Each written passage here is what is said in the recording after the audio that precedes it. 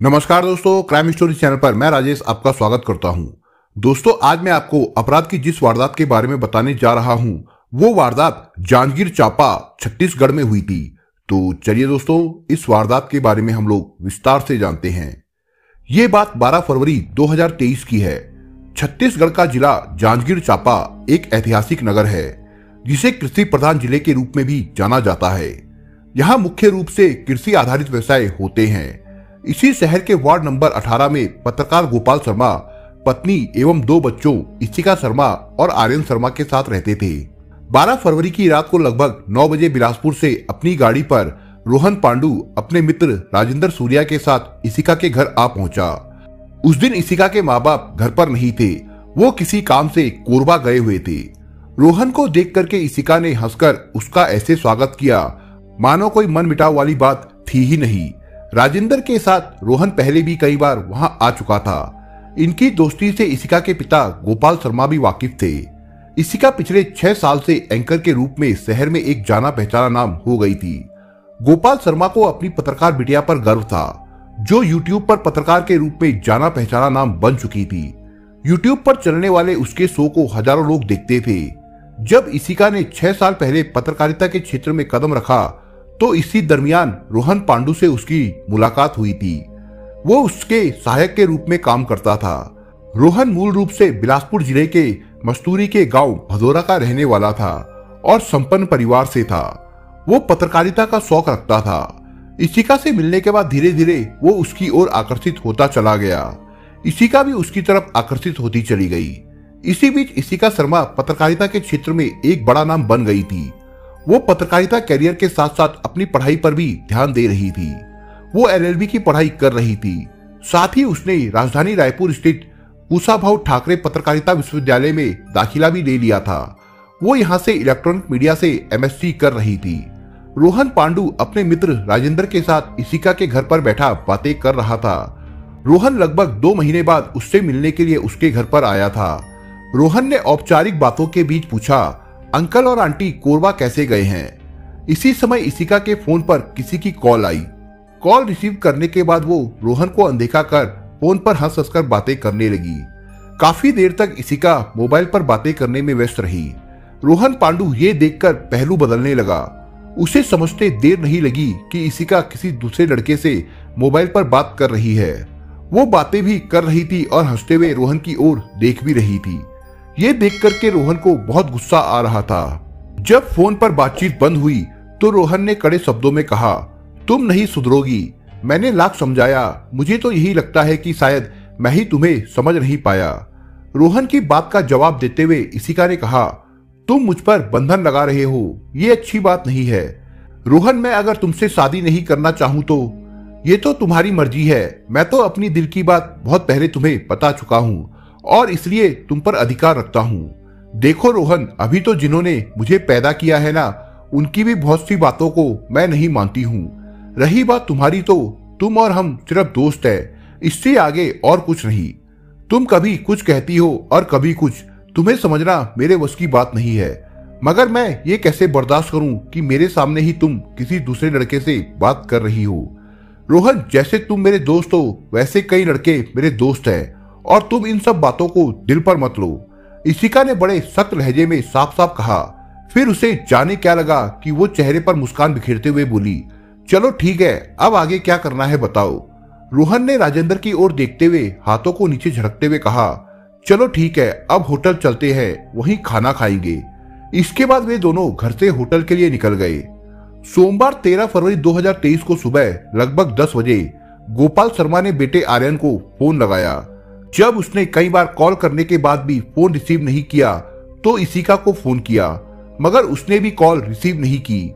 कई दफा कॉल लगाने के बाद भी जब दोनों ने कॉल रिसीव नहीं की तो गोपाल शर्मा और उनकी पत्नी जानकी शर्मा चिंतित हो गए।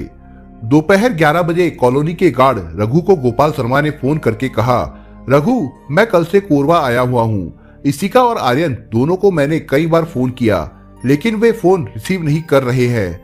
हमें बड़ी चिंता हो गई है। जरा घर जाकर दोनों में से किसी से बात तो कराओ। आज संडे है, हो सकता है दोनों सोए हुए हों।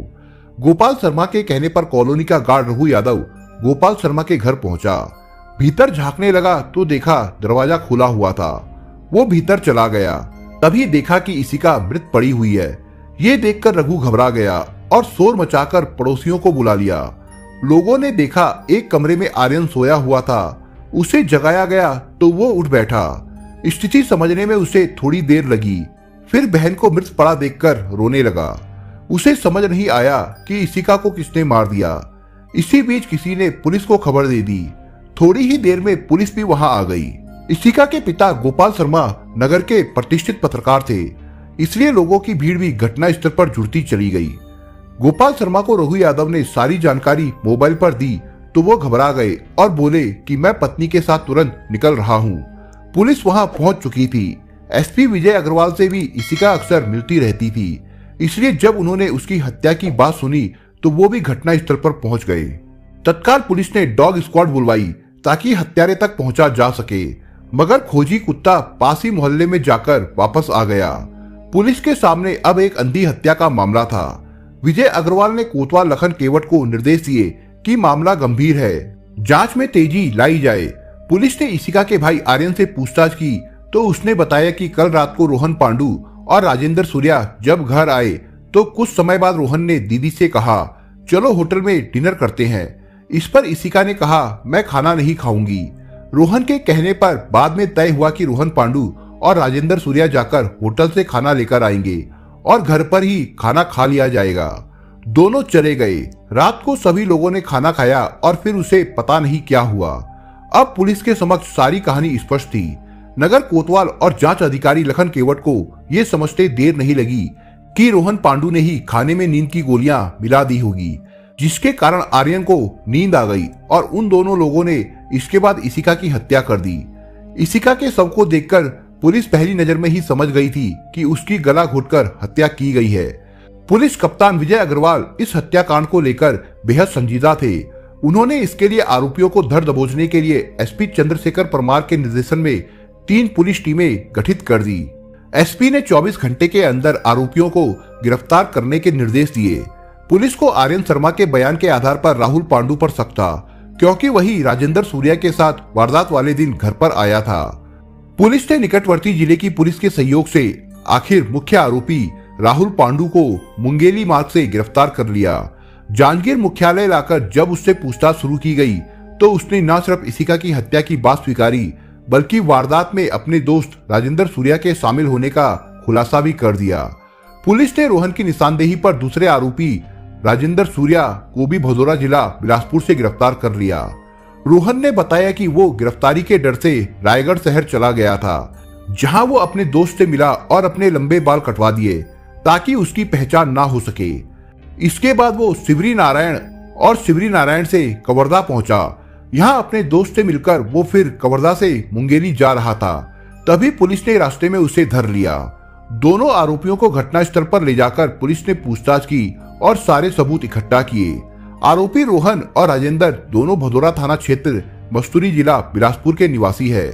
हिरासत में लेकर पूछताछ करने पर इशिका शर्मा हत्याकांड के आरोपी राहुल पांडु और राजेंद्र सूर्या ने पुलिस के सामने सारी कहानी उगल दी। रोहन पांडु ने बताया कि 12 फरवरी 2023 की रात जब वो राजेंद्र सूर्या के साथ होटल ड्रीम पॉइंट से खाना पैक करवाकर निकला तो पहले नहर किनारे जाकर दोनों ने शराब पी और वहीं तय किया कि इशिका के अब पर निकल आए हैं, जिससे वो उड़ रही है, इसलिए उसकी हत्या कर दी जाए। दोनों जब घर पहुंचे तो इशिका को फोन पर बात करते देखकर मानो रोहन पांडु के तन बदन में आग लग गई। बातचीत खत्म हुई तो होटल से लाया खाना खाने के लिए बैठ गए। इशिका के साथ आर्यन और राजेंद्र सूर्या खाना खा रहे थे।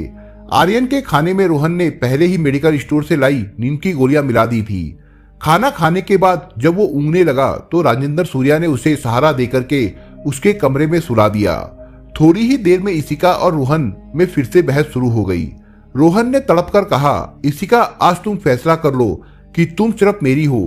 इस पर नाराज होकर इशिका बोली, यार तुम्हारा दिमाग खराब है, मैं पढ़ाई कर रही हूँ, मुझे कुछ बनना है, मेरे कुछ सपने हैं, तुम्हें इंतजार करना होगा, कर सकते हो तो करो, नहीं तो तुम्हारा हमारा रास्ता अलग अलग है, ये बात तुम अच्छी तरह समझ लो।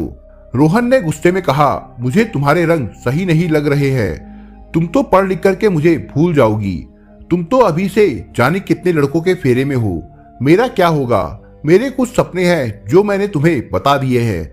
अगर तुम इंतजार कर सकते हो तो करो, और सुन लो, मुझे किससे बात करनी है और नहीं करनी है ये मुझे मत बताया करो। इतना सुनना था कि रोहन का पारा चढ़ गया। वो समझ गया कि इशिका, जिसे वो जान से ज्यादा प्यार करता है, उसके हाथों से निकलती चली जा रही है। अब उसे कुछ करना ही होगा। ये सोचकर वो गुस्से से आगे बढ़ा और इशिका को कई थप्पड़ जड़ दिए। जब उसने विरोध किया तो उसका गला पकड़ लिया। वो तड़पने लगी, अपने आप को छुड़ाने लगी, तो राजेंद्र सूर्या ने भी उसे पैरों से पकड़ लिया और दोनों ने मिलकर उसका गला दबाकर उसकी हत्या कर दी। हत्या के बाद घर पर रखे हुए सोने के सिक्के, अंगूठी, अन्य ज्वेलरी के अलावा इशिका की स्कूटी लेकर वे वहां से निकल गए, ताकि पुलिस को यह लगे कि किसी ने चोरी करने की नीयत से घर में प्रवेश किया और हत्या कर दी। पुलिस ने आरोपियों से पूछताछ के बाद उनकी निशानदेही पर 3 मोबाइल फोन, सोने की अंगूठी, चांदी का सिक्का, सोने का लॉकेट, सोने का ब्रेसलेट, एक स्मार्ट वॉच, चांदी की मूर्ति और स्कूटी बरामद कर ली। पुलिस ने दोनों आरोपियों रोहन पांडु और राजेंद्र सूर्या को गिरफ्तार कर धारा 302, 397 के तहत मामला दर्ज कर दोनों को 14 फरवरी 2023 को न्यायालय में पेश किया, जहां से दोनों को जेल भेज दिया गया। दोस्तों, आप अगर चैनल पर नए हो तो आप चैनल को सब्सक्राइब करने के साथ कमेंट बॉक्स में इस कहानी के बारे में अपने विचार जरूर लिखिएगा। मिलता हूं एक नई कहानी के साथ, तब तक के लिए अपना ख्याल रखिएगा। धन्यवाद।